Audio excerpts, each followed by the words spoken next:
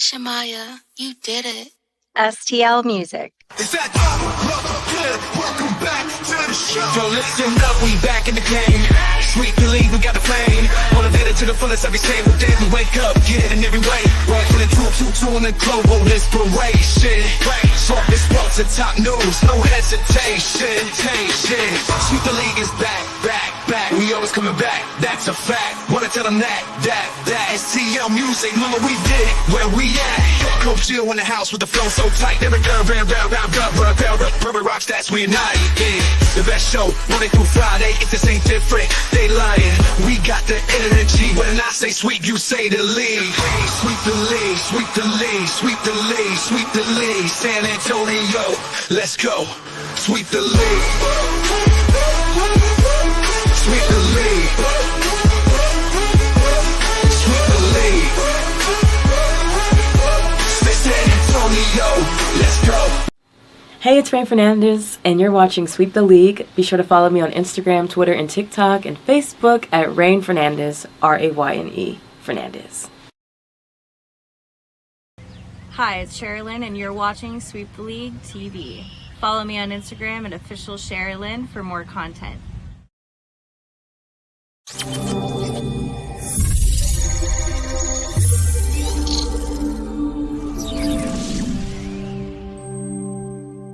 One. Well, as you guys can tell, Derek Gervin doesn't miss anything. If you don't want to miss anything as well, go to YouTube. Search at Sweep the League TV. Be a subscriber today. We're giving away a bunch of prizes and stuff. Be a subscriber today so you don't miss, just like Derek never misses. Subscribe to Sweep the League.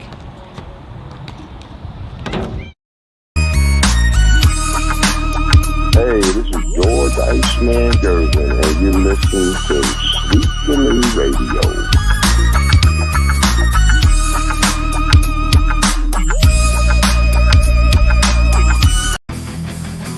Sweep the League TV where legends collide. If the Cowboys fall short, we'll still ride the tide. Like Jordan in the clutch or Brady's last play, we bring the fire, keeping fans in the fray.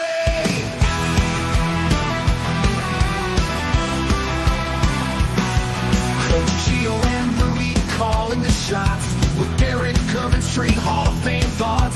So hit that subscribe, don't sit on the bench. Get in the game, every highlight's intense. The live stream's on, tell your friends don't delay. Like Kobe in the fourth, we're here to play.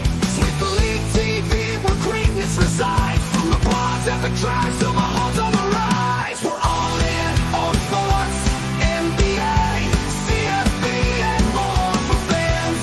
By fans, it's the show you'll adore.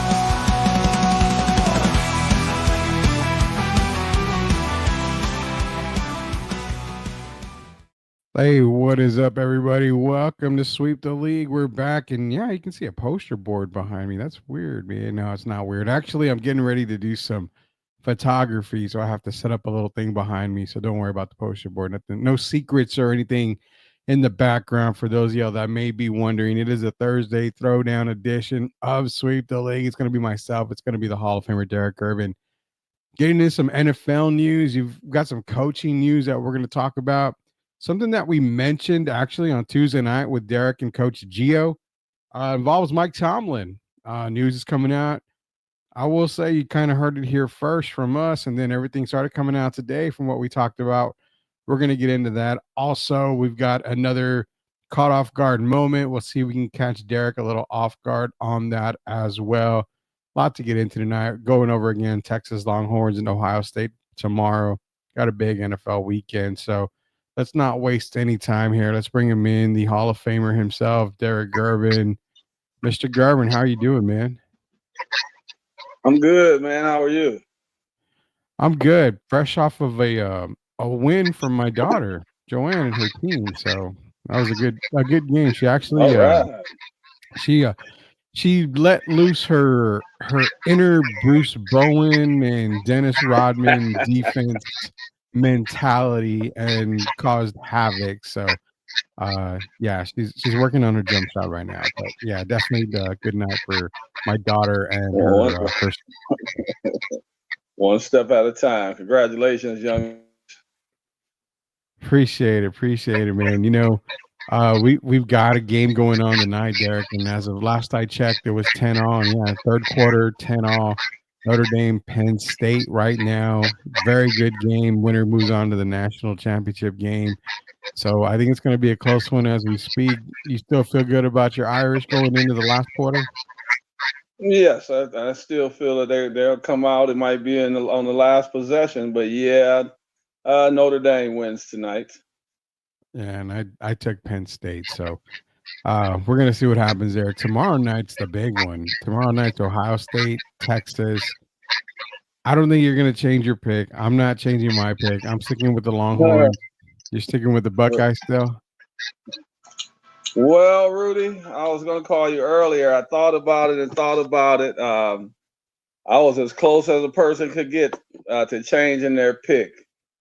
Yeah. And I started, you and I both picked Texas to win the championship, so I kind of hate to go against that. But going on the last several weeks, I just don't think they'll be able to keep up with Ohio State. Should be a good game, but yeah, I think Ohio State's going to nudge them out. Man, and I hate to say that because I live in Texas. Well, there's two reasons why you hate to say that. One, because you live in Texas now, but also you're a Michigan man. I mean, that's the main one because I'm a Michigan guy for life. So to even have to pick Ohio State the year after we win a championship is not a good feeling. So we'll see what happens. I can't guarantee. I'm not saying they're gonna win the championship yet, though. I think Notre Dame's going to have something to say about that. Yeah, it's a good Final Four. I'm not going to lie. As it shows tonight, into the third quarter, 10-10. It's all tied up, Penn State, Notre Dame. It's going to be an amazing Final Four here for the college football playoffs. Ray Dean is in here. Lakers, 40 more wins. Told you, AD is MVP. Don't hate. So I don't think we were hating on AD at all. I mean, Ray Dean loves his Lakers. We got to give him his love.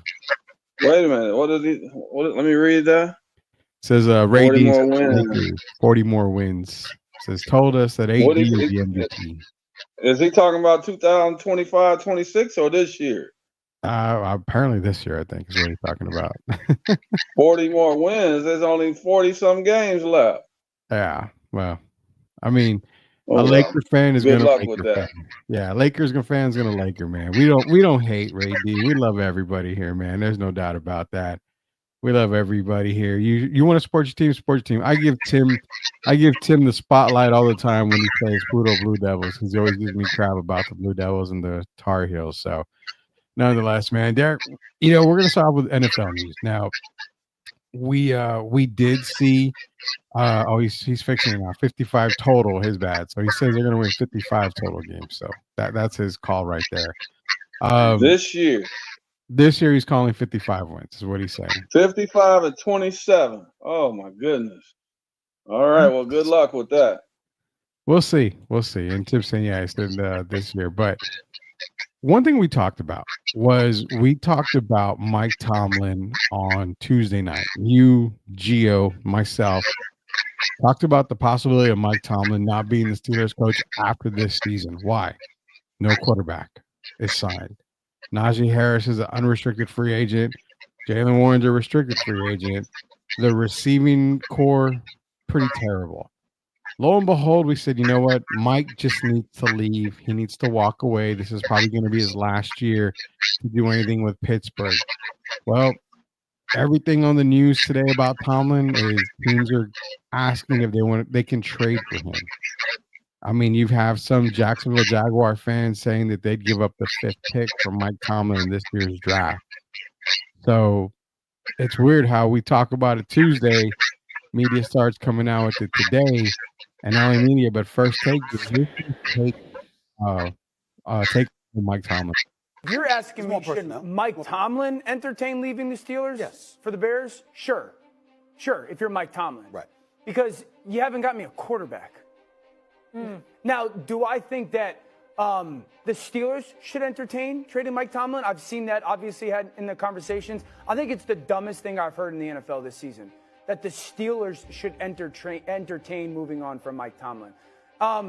If we had to look at the last, let's call it the 6 or 8 years of Mike Tomlin's run with the Steelers, really ever since Ben got old and they have had to figure out the quarterback position. Have they exceeded expectations in Pittsburgh? Realistic ones. I know the ultimate goal is Super Bowl. Have they exceeded expectations? I believe so. Why? Because they didn't had a quarterback. No, but why have they exceeded them? Because of Mike Tomlin. We always say you don't count out a Mike Tomlin team. He always has winning seasons. Have they fallen short of the ultimate goal? Yes. Yeah. Why? Because they don't have a quarterback. Bang. And it's kind of what we said. I mean, Tomlin has exceeded expectations. The teams that he's had after Ben, they're not Super Bowl winning teams, but they're get it done and into the playoff teams. They're above 500, but no quarterback to get them to the promised land. That won't ever change, man. Man, I love Dan because he used to play for the Detroit Lions, but some of the stuff Dan says I don't take very serious. Mike, I won't even say he's overachieved. What is the tradition in Pittsburgh? They're used to winning Super Bowls. Yeah. So getting to the playoffs every year, I mean, that's really not overachieving in my mind. And if I remember correctly, they're currently on a 4-game losing streak. So, I mean, what are people talking about how he's raised the team and done this and done that? Russell Wilson is not a bad quarterback. He also has Justin Fields. So that's not an excuse. They're not losing just because of their quarterback. They're losing because you got a guy, George Pickens, who's more into the media than actually playing. And then when he's playing, he's dropping passes. You got a lot of missed assignments defensively, missed assignments offensively. So it's not just Mike Tomlin, but, I mean, come on. No one was really expecting a lot from the Steelers this year. And right now, they're proving what everyone expected. They're on a 4-game losing streak. Yeah. Yeah, that's true. I mean, it's kind of crazy because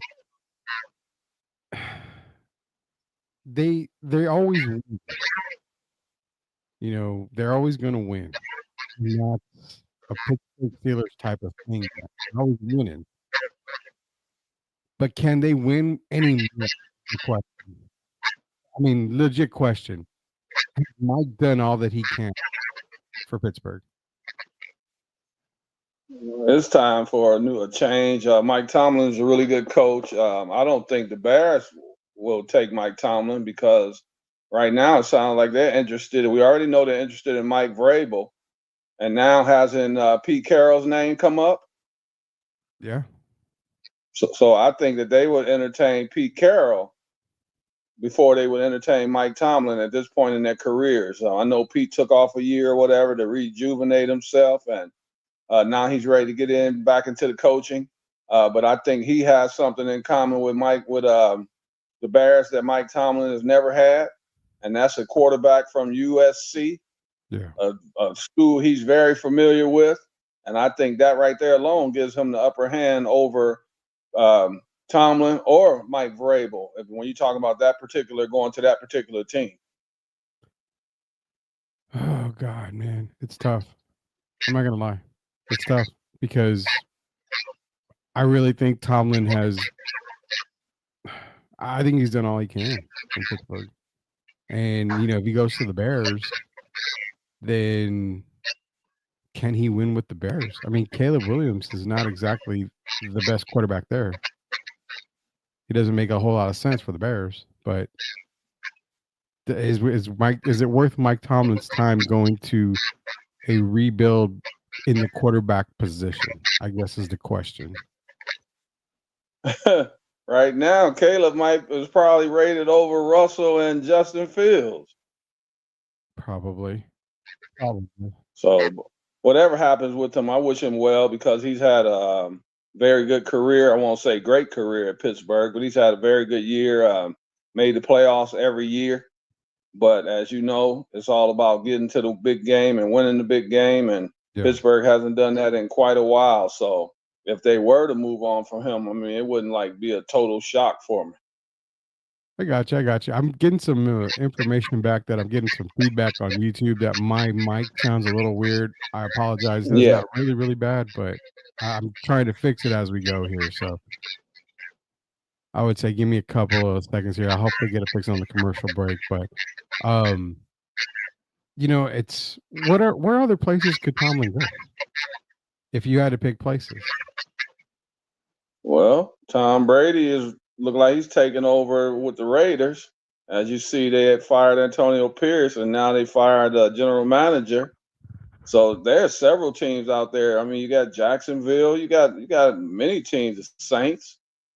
It's just which organization thinks he fits best. But first of all, is he going to even leave Pittsburgh? I don't want to get too far ahead of myself. We got to see what happens in this game this weekend, because I have to say it, a lot of people believe in the Ravens a lot more than I do. I always feel the Ravens are beatable, especially when it comes to playoffs. So we'll see what happens. Yeah, we're gonna see what happens. Do you give the Steelers any chance this weekend? Yeah, I give them a really good chance. For one reason, styles make games. And they seem to play against the Ravens quite well. I know 3 weeks ago they lost 31-17, but even in that game they had opportunities. So it's just a matter of capitalizing on their opportunities. And Russ is going to have to use his legs some and be ready to do that. And he's going to have to, sometimes he's going to have to move his legs and get outside the pocket and get the ball downfield. But the key to me is attacking the Ravens on first and second down. That's Pittsburgh, really, as we know, is not a great first down team. And you don't want to be a team that's trying to do things on 3rd and 8, 3rd and 12, and those kind of things. So you kind of got to hit the Raiders in the mouth early. And I think that's going to be the Steelers' game plan. And, hey, it's worked for them before, so we'll see what happens. I'm not sold on the Ravens. Isn't Lamar 6-6 in the playoffs? Yeah, he is. Well, so we'll see what happens. It's not like I don't know why people are building up the Ravens like they're invincible. Not the Ravens I've been watching. I think we've been saying that pretty much all year. It's hard for us to believe that the Ravens are that team right now. So we'll see what happens this weekend. Right now it's 17-10. The Fighting Irish on top of Penn State, and Derek looking very, very good right now when it comes to Penn State and Notre Dame. So we'll see how that ends up. After this next turnover, then I'll feel a little better when it's 23-10. 23-10. Let's see if this fixes something. Yeah, then they kick the extra point. Maybe today even the extra points aren't guaranteed with these young guys. So we'll take 23 and we'll see what happens after that. I'll say, don't mention that to anybody in Texas, because their Longhorn kicker has been kind of bad this year, FYI. So, yeah, I hope you remember that for the next game, because I think he's going to be needed more often than people think. So he better be on his A game, because it's not like I don't think they're going to be running up and down the field freely against this Ohio State defense. So the kicker he might be the one that might have to decide the game. I'm going to put you on the hot seat real quick before we go to a commercial break. If you're Sarkisian, you have the ball, say it's 4th and goal, you're on the 3. Well, you know what? You're on the 10. And it's 4th and goal. Game on the line. Do you trust your kicker enough to kick that field goal? On the 10-yard line, they got it. Yeah, because I would think that would be the smartest play playing against the Buckeyes. If they were playing against a different team, I might say no. But since it's Ohio State, and I know how vaunted that defense is, I would say, yeah, you have to be able to trust your kicker. And if it's the 10-yard line, yeah, I'm hoping that he can make a 20-some yard field goal. What's your limit? For the Texas kicker, honestly? Yeah. Anything past 35 has been questionable.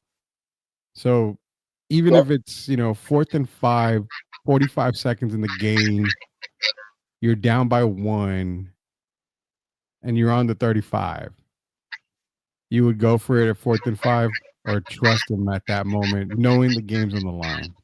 At the 35? Yeah. You're talking about over 50-yard field goal attempt. Well, Stop okay, that, so Rudy. you don't trust him over 35 yards? No, over 35 yards. Okay. Counting where they spot the ball. Exactly. No. Okay, I thought you meant on the 35. Oh no, I mean no, I mean 35-yard field goal. Anything outside of 35-yard field goal. So we're gonna place the ball at the 20. Game on the line, 4th and 5. Yeah, 44 seconds. Now here's the question. I have to call timeout first because I got to see: am I inserting Eli? Am I bringing Arch in the game instead of Quinn? I think in certain situations, like when you need your legs that option of using your legs, I think you need Arch Manning in the game. And this might come down to one of those type games like when we saw the first time they played Georgia when they inserted Arch and benched Ewers. So we'll see what happens. But if it's anywhere back that area, I got to go for the first down. I'll have to be like Dan Campbell or my man from Brigham Young. I respect you a whole lot, man, because I would do that too. I definitely would do that. There's no way I would probably have him kick it that far. With the struggles they have, I'm sorry. I definitely would not let him kick it like that. So we'll see what happens. We're going to take a quick commercial break on the way back. We've got more NFL talk. Aaron Glenn basically declined an interview with the Patriots. He's a Lions defensive coordinator.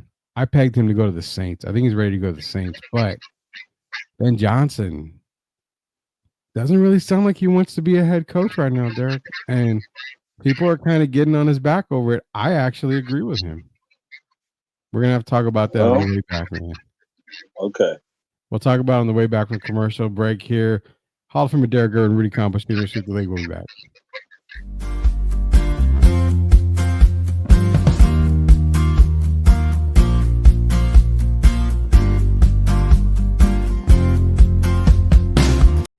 Are you looking for a contracting company that gets the job done right the first time? Look no further than MCS General Contracting. MCS specializes in top quality concrete work, including patios, driveways, foundations, and swimming pools. The team of experts are dedicated to delivering exceptional results and unparalleled customer satisfaction. At MCS General Contracting, they're not just hardworking, they're local. Based in San Antonio, they are committed to building relationships and trust within the community. That's why MCS guarantees your satisfaction. They pride themselves on getting the job done right the first time, every time. So why wait?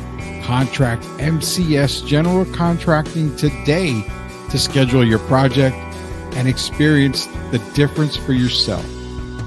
MCS General Contracting. Building a better San Antonio, one project at a time. Proud sponsors of Sweep the League. Wimby breaks NBA record, man. He ain't done yet. This guy is from out of this world. He's gotta be an alien. What is going on? Oh my goodness, this guy is really gonna be special. Ain't nothing to it. Wimby still lit. Wimby still lit. Wimby still lit. We got dreams, hit the fast lane. Took the stairs, real pain, no fear. We steady making it clear. I'm the captain, nice to meet you, but I make chess moves, no snooze. Bless you, we turning the impossible to possible. Doing what we do, call me Wemby alien. Flow too quick, you can't see me, just saying. The only thing that is your season, come see me, trust. You are watching Sweep the League TV. Make sure you subscribe and catch our new videos. Sweep the League TV with Rudy, Derek, and Coach Kia. Let's get back to the live show. You are watching the best in the business.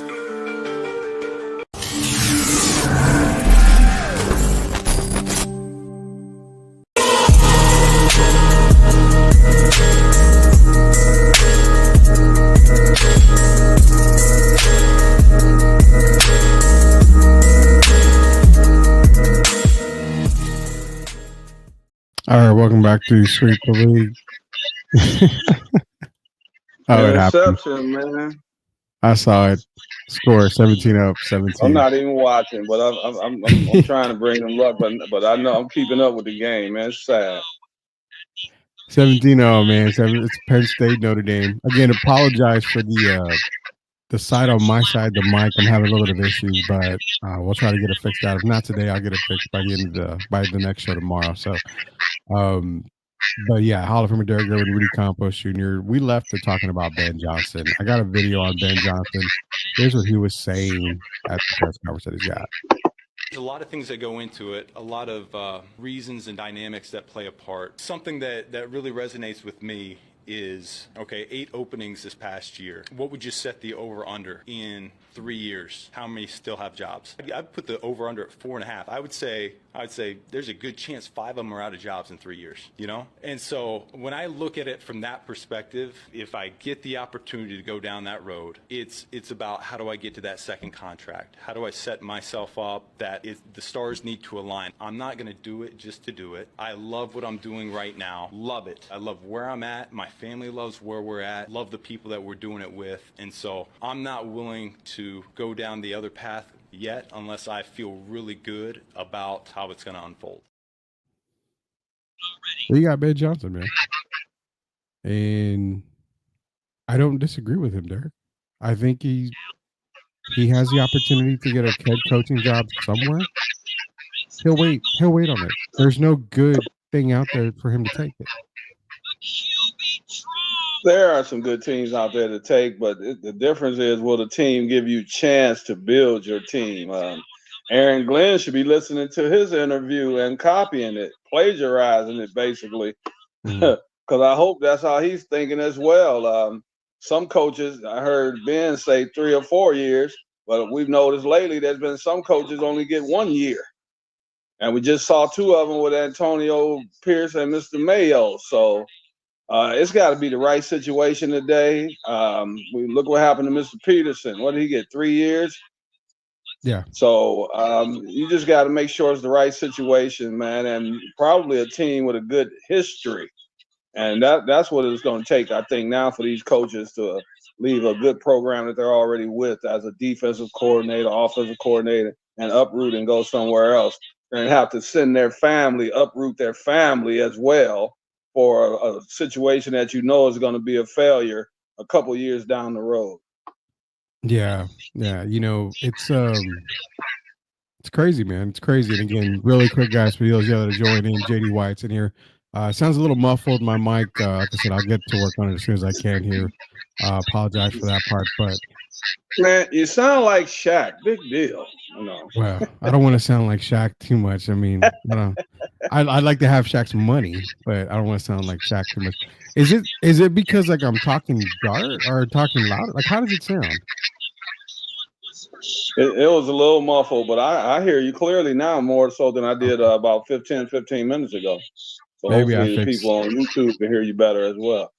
Yeah, maybe I fixed it. But, you know, the thing with Ben Johnson is this. The coaching, and I know actually JD is perfect right here. He brought it up to me earlier. If Ben Johnson keeps passing up opportunities, they're going to quit calling him. And I kind of pushed back on that because Ben Johnson last year and this year, he's a hot commodity. But Ben is also at the point of he's in a very successful position right now with Detroit. He's going to have the opportunity to maybe win a Super Bowl this year with Detroit. I still feel that if they won the Super Bowl, he may stick around in Detroit because you're talking about the Jets, you're talking about the Bears, the Jaguars, the Raiders, the Patriots. Those 5 jobs are out there, but none of those jobs really, like, they don't, to me, they're not sexy enough for me to take them. I like where I'm at in Detroit right now. Now I'll be honest, if the Cowboy job comes up, I'm thinking about it. Because what do I have there, Derek? I have a guarantee that I'm going to get multiple years to try to work my magic in Dallas. You can't fire Mike McCarthy. That proves to me I've got enough job security in Dallas. These other places, I don't feel good about job security. So I get what he's talking about. I like the Patriots, but I don't. If Robert Kraft wasn't the owner, he's kind of him and Jerry and got their issues. But as far as a team, I would be interested because of Drake May, and that alone would have me interested. But I wouldn't want to jump out there and take a job where it's going to backfire on me. You go out there and you coach, you lose a year or two, even though they haven't given you any weapons to win with. You lose, and then now all of a sudden that's affecting you getting a coaching job in the future, a head coaching job. And I still think that's so unfair, man, how they did Antonio Pierce. They blindsided the man. They knew that coming in, they didn't have a chance to do anything with that roster. And then they fire him, and now it's going to make him harder to get a head coaching job elsewhere as we move forward. So, and that's kind of what I wanted to ask you. The perspective I have on is it okay for Ben Johnson to wait? Because you just said it. The possibility of him getting fired because maybe they don't surround him with talent will affect him getting another head coaching job somewhere else. Well, sadly, I hate to say it, Rudy, but that's what our show is about, honesty. He'll get a better chance than some other coaches I just named. He'll get 3 years to try to work his magic. I'm tired of these token interviews or whatever they want to call them. That's what I'm calling them. Where you bring these coaches in like an Aaron Glenn, and then you give him, it's like you're setting him up for failure, and you know it's going to affect him. I'm just being honest, being African American, it's affected these guys as getting jobs moving forward. Maybe we've seen Eric Bieniemy. What's happened with him? Yeah. This isn't the first time. We've seen guys like Marvin Lewis who were winning coaches and couldn't get a job after. So I just hope Aaron Glenn makes the right decision. It seems like Ben Johnson's on the right path, and I'm really glad that he's honest about it. He's kind of cleaning it up a little bit, not saying some of the things he probably really wants to say, but he's on the right path. Yeah, he really is. And to be honest, like I said before, Aaron Glenn, I really feel is going to be the Saints head coach. I mean, it makes a lot of sense for him to go to New Orleans. You know, I think he would do wonders in New Orleans. So I fully expect him to take that New Orleans job for Aaron Glenn. But yeah, Ben Johnson, we're going to see what happens with Ben Johnson. Quick note here, Derek. I'm going to play this video and we'll get a quick reaction on it here. We've got some breaking news out of college football where Georgia quarterback Carson Beck is entering the transfer portal. That has been confirmed from our Matt Zenitz. Beck has spent the past 5 years in Athens serving as the Bulldogs starting quarterback in each of the past 2 seasons. Now this year he threw for 28 touchdowns and an SEC leading 12 interceptions before eventually losing to Notre Dame in the Sugar Bowl. Now, had Beck decided to enter the draft, he was considered the number 5 quarterback according to the CBS Sports prospect rankings. So Carson Beck does enter the transfer portal.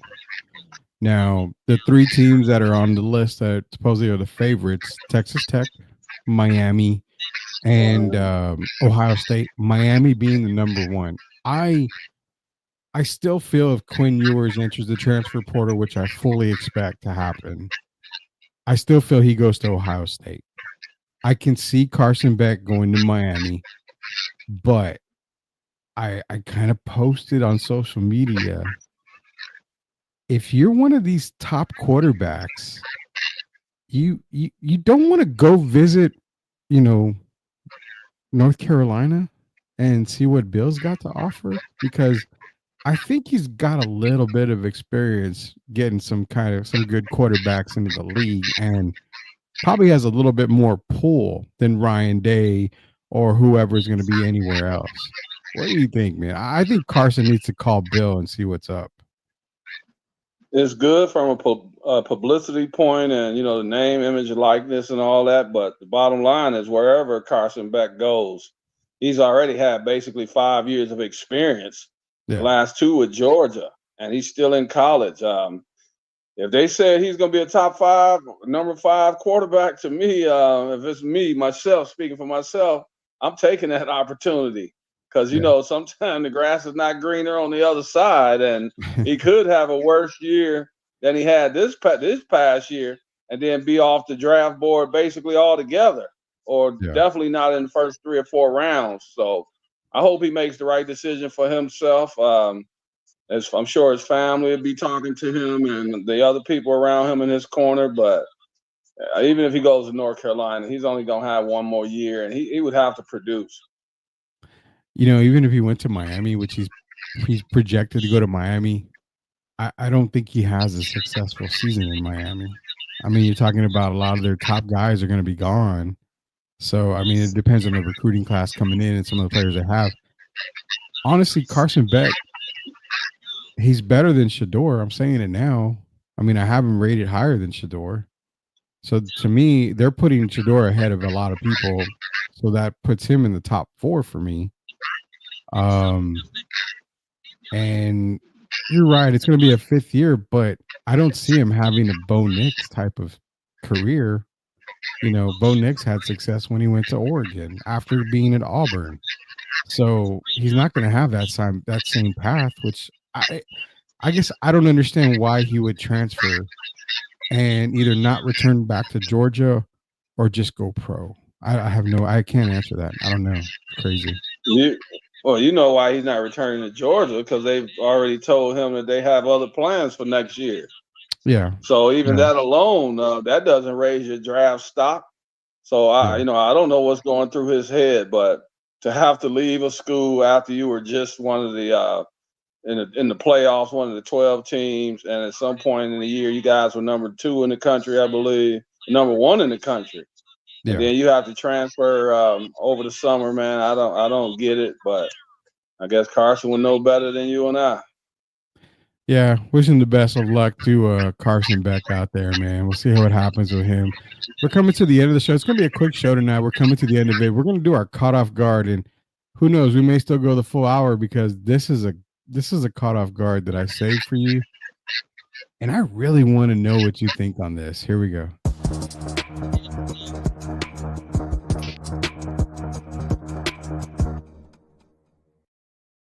This is from our boys over at Chilltown Hoops. And do you think that there's going to be another guy to score 40,000 points in your lifetime? Yeah, I do.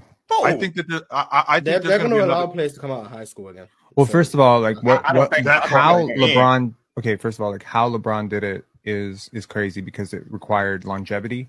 Like there's a checklist of things that you need to do this. Number 1, you need a super long career.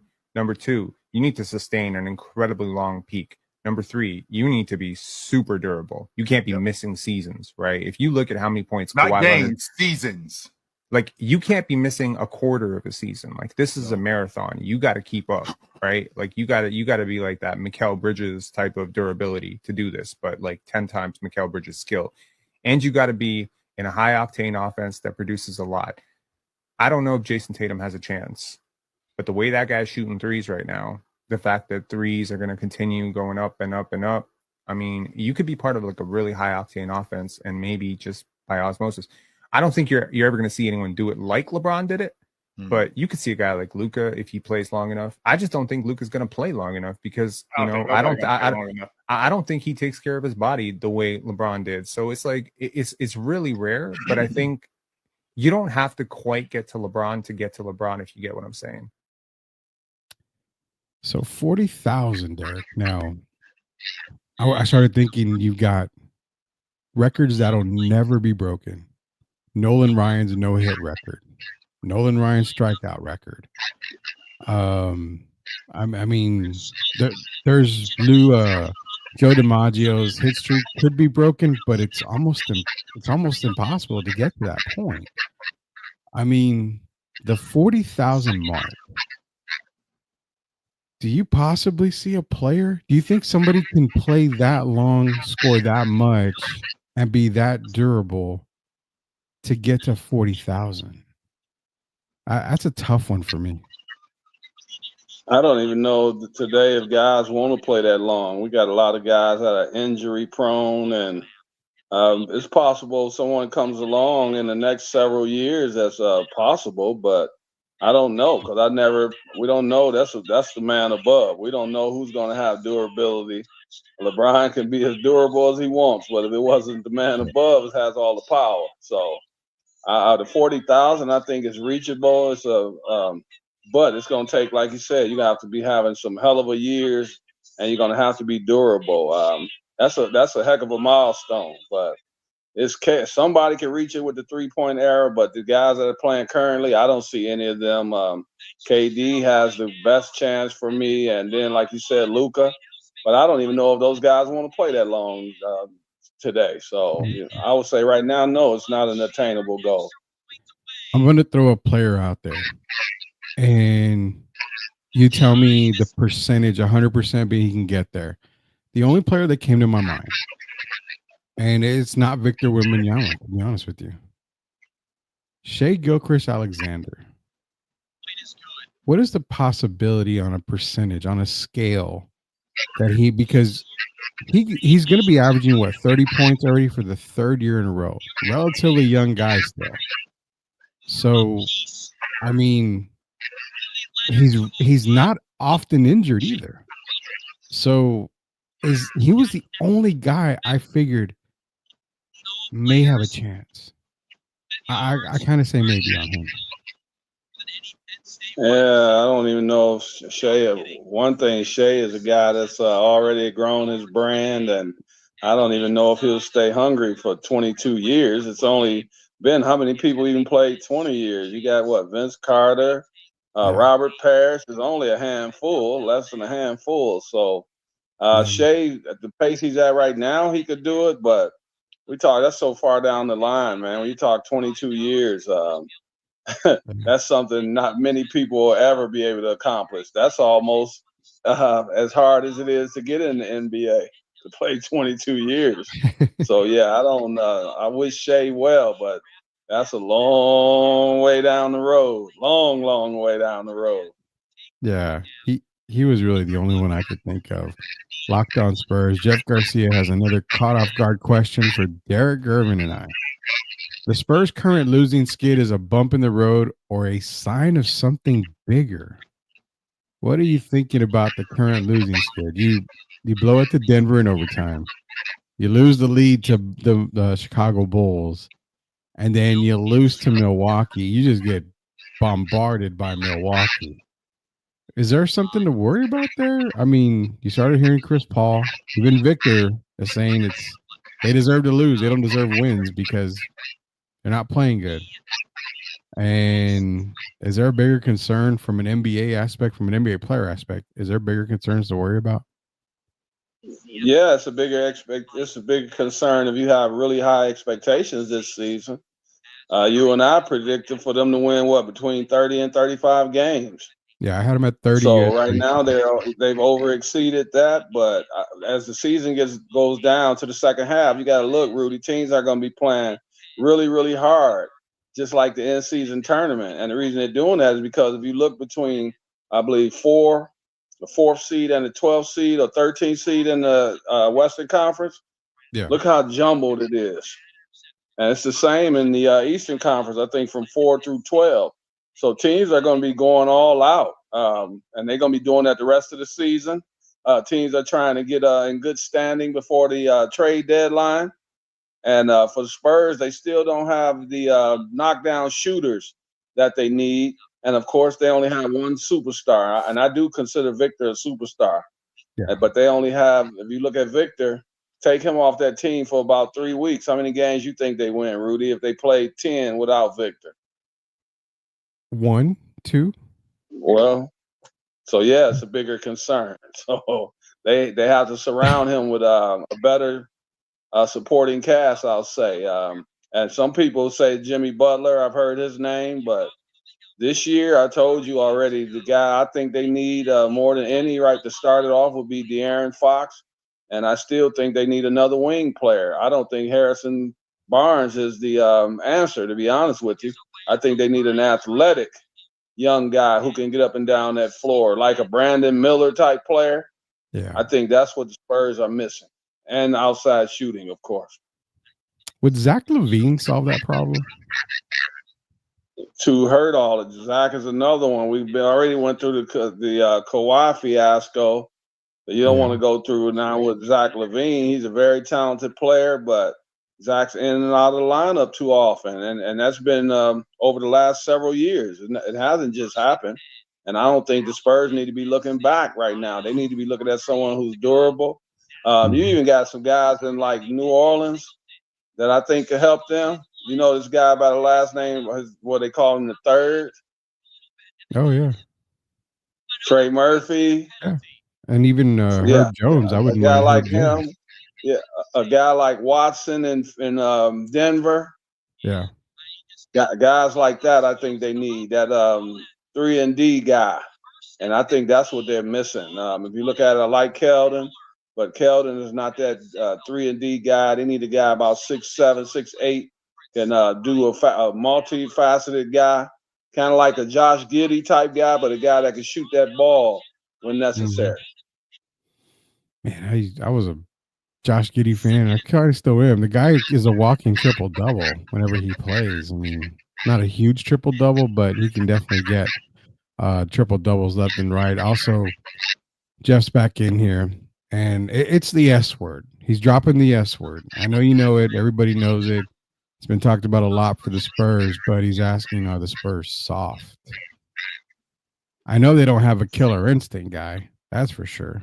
But soft is such a word that I don't, you know, I hate to walk into a locker room and call my team soft because I don't know how the response would be. But I'm going to let you handle it because you've been in those locker rooms. And I don't know if you've ever had a coach call y'all that, but I've been called soft one time and it pissed me off. So I'm going to let you handle that. An NFL coach got fired recently. Didn't he call his team soft? Yes, he did. Yes, he did. So, and then, you know, Jeff Teague is calling Jason Tatum soft. Mm-hmm. So I don't know what soft really is. I don't think you have to be the bad boy Detroit Pistons to be a contender. I just think they need more. They don't have the type guys. You know, I'm not a big fan, but a guy like Russell Westbrook is going. Well, they do have Castle, so it's just they building the roster. It's just continuing to build the roster and bringing in guys that can get up and down the floor.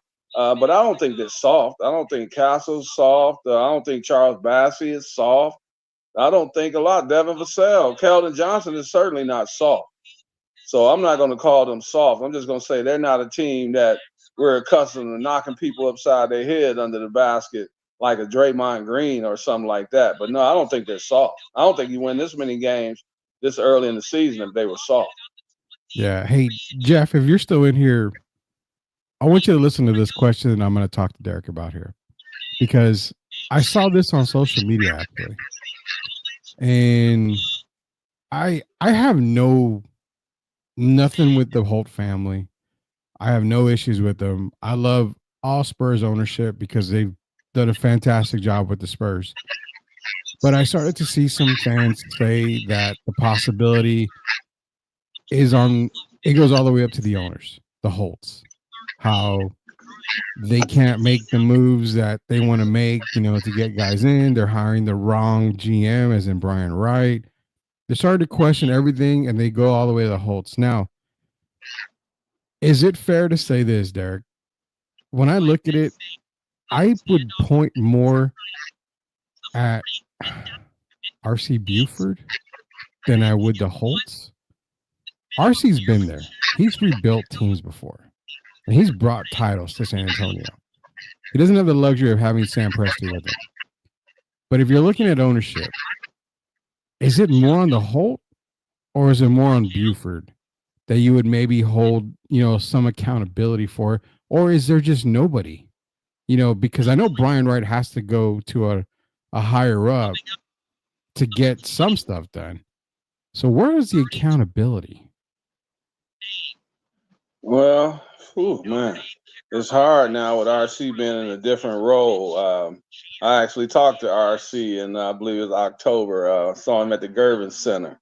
Mm-hmm. And I don't want to put it on him. I just think that you look at the roster, man, they had an overhaul. We lost, you know, it's like a lot of teams have to basically rebuild. Yeah. And some just don't want to, they don't want to kind of admit it, but it's rebuilding time. And that's what I think the Spurs have been the last several years. And there's been a lot of miscommunication. If you look at it even now with Brian Wright, I haven't even met him yet. I'm sure I will. But you used to know what the Spurs, what the end goal was. Yeah. And everyone was on the same page. And you don't really have that now. Now there's a lot of questions for the fans. In the past, the fans kind of knew what direction we were headed. You had Pop doing his interviews. RC would do his interviews. Now you're looking at a new regime. You got Brian Wright. You got the young guy, Mitch Johnson. So it's confusing all across the board. And I think that's the biggest issue. I don't want to blame RC because RC is a major part of where the Spurs are today as far as having those 5 championships. And I don't think he got old overnight. I just think it's a process that they're kind of rebuilding the management, I'll say. And so sometimes for the fans, that's confusing. And as you know, fans could get impatient. But I'm going to do like they said in Philly. I'm going to trust the process. And we got to still see what happens with Greg Popovich. Yeah, and I think this is the biggest part. They feel like the GMs have whiffed on Lucas Simonik, obviously Josh Primo. You had the ability to get Alperen Sengun, Tyrese Halliburton, which I'm going to pump the brakes on Halliburton. I remember last year I was like, I don't going into next year. I don't buy the Halliburton hype from last year, and he sure as hell hasn't shown anything this year. So I'm okay with them passing on Halliburton. Sengun, it happens, but that is the difficult part of a GM. I mean, you rely on your scouts, you rely on tape, you rely on in-person interviews. It's Shaking so the dice, hard. man. It's a dice roll, man. Shaking the dice, man. It's playing a game, and what do you used to call it? Like the match game? You have all the cards laid out, and you're trying to match, pair of 2s, pair of 3s. It's so difficult to match a player with your team, and not only that, it's so difficult to match that player with what you're trying to accomplish. So I say you can blame the GM, that's fine, but be in their shoes. You got to go in their shoes and figure, could you do it? It's so damn hard. It is so damn hard to do that job, especially on draft night. It's so damn hard. Rudy, do you think people realize to win the championship, that means so many things have to go right? Yes. And that's not just on the court. That's in the upper management as well. And it trickles down. So it's not as easy as some people might think. Anyone can sit on the couch or whatever, like I'm doing right now, and think I'm a GM. And then there's reality, man. You got to look at the salary cap. There's a lot of different things that it entails. And I think sometimes people forget that because they want what they want. And right now, we have Victor. People want to see the Spurs win right now. And you do know the main reason they want to see the Spurs win right now, don't you? Well, a lot of them think Victor's going to leave. Well, there you go. Okay. So you already know. I didn't even have to say it. Thank you. Yeah. What I don't get is everybody figures, oh, Victor's gone. He's gone. You signed him to a rookie contract. You have his rights after that for another 4 years. So, in essence, if he wants to sit out, he can sit out. But, okay, Jerk, I'm putting my GM hat on like we always do. If Victor Wembanyama comes to me and says, you're not winning. You're not putting players around me. I want to be gone. I want to be traded. I'll respect your wishes. Why? Because I can get a haul for Victor Wembanyama, and I can rebuild my damn roster with Victor Wembanyama and whatever I get in return. Would I do it? No. I make Victor happy for sure. But it's so funny because people think, well, we can just go get this guy, go get that guy. This guy fits perfect. Hey, man, in the world of NBA Live and NBA 2K video games, it don't always work that way. It don't work like that. You may think 2 players work together, and they don't. Scottie Pippen, Tony Kukoc didn't really work together. I mean, it doesn't work all the time. It really doesn't. Can I tell you 2 guys I think would have worked together with Wemby? Yeah. Well, you already know one is Stephon Castle. Yeah. The other one, I'm a big Chris Paul fan, but at this point in his career, I told you when they had the number 4 pick and the number 8 pick, the Spurs. Yeah. Who did I tell you my other pick would have been? You remember? Point guard. Oh, point guard. Rob Dillingham. Rob Dillingham. I think those are the kind of guys. Think about Rob Dillingham, how young he is and how athletic he is and how fast he is. And it's kind of like De'Aaron Fox. Picture him getting up and down the floor with Victor Wembanyama and Castle and those guys. That'd be it makes the team better immediately. And I think Victor flourishes better in a fast-paced game. He's not the fastest man in the world, but he gets up and down the floor. And I think someone like that that can energize the team. That's why I'm excited about next year. I've already told you before this year even started. I'm excited about next year because we might be having Mr. Fox. I don't even think we might be. De'Aaron Fox, San Antonio Spurs. That's true, man. It's so true. It is so true. The season will be a long season. I know they're at 18 wins, but I mean, 12 more wins in the season gets them to 30. How about with the team they have right now? How about even going to get a guy like Scotty Barnes or someone like that? I'd love it. I mean, I'd absolutely love it. I figured you could add another 5-6 more wins just by going to get a Jakob Poeltl play next to Victor. I mean, there's so many guys you could try to get. It's just a matter of can you know who Poeltl fits with, man? Poeltl fits with Miami Heat. Cause that that's his type of game. Even with the Celtics, if Luke Cornett were not to be healthy, which I'm not gonna wish on anybody, but there's several teams Jakob could help. He could help the Spurs because once we got that inside presence, a guy who could defend the pick and roll. He can defend the pick and pop if necessary. And I wouldn't mind seeing him. People think he can't score. He actually can score as well if you need him to. His game is a little awkward, but very, very effective. And if we were to get him, I would be like, Zach Collins, we appreciate your time, but we'll see you next time. And hey, it'll be time to make a move. But I like Jakob Poeltl. I liked him from the beginning. I still do to this day. Oh yeah, I do too. I think him and Victor would be perfect together. Jay from YouTube is saying Victor staying locked for 4 years. We'll get the max after that. Exactly. I mean, for fans that are worried about Victor leaving, the Spurs have minimum 8 years of Victor Wembanyama to get it right, and this is being year 2. You got. When are they going to listen? You and I both have been saying the summer of 2025 is when we're going to start to see everything come into play for the San Antonio Spurs. So, can you guys be just patient, just a little bit longer, a few more months? We'll see, man. But nonetheless, dude, we're going to end the show for tonight. We're going to be back tomorrow night. It's going to make our football playoff predictions. Longhorns. Hey, Rudy, are we going to win on the field goal? I'm looking at it now. I don't know if I want to. Yeah, you know what? We're going to end the show because I got to watch this live because I'm going to probably start biting my nails like I have any nails here. You took Notre Dame. I took Penn State. This is going to be down to the wire here. So tomorrow we'll get our playoff I think I said that it could come down to a field goal. You did. You said it would be a field goal game. You did say it would be. Well, here we go. Okay.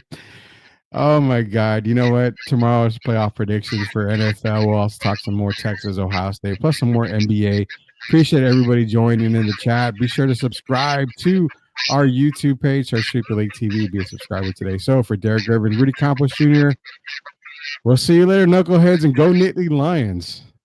Have a good night, everybody.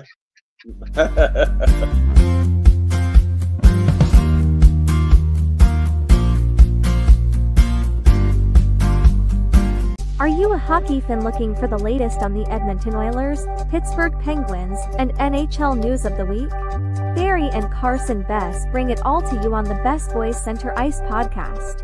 They break down games, provide insider updates, and keep you up to speed every week. Don't miss out. Subscribe now and join their hockey family.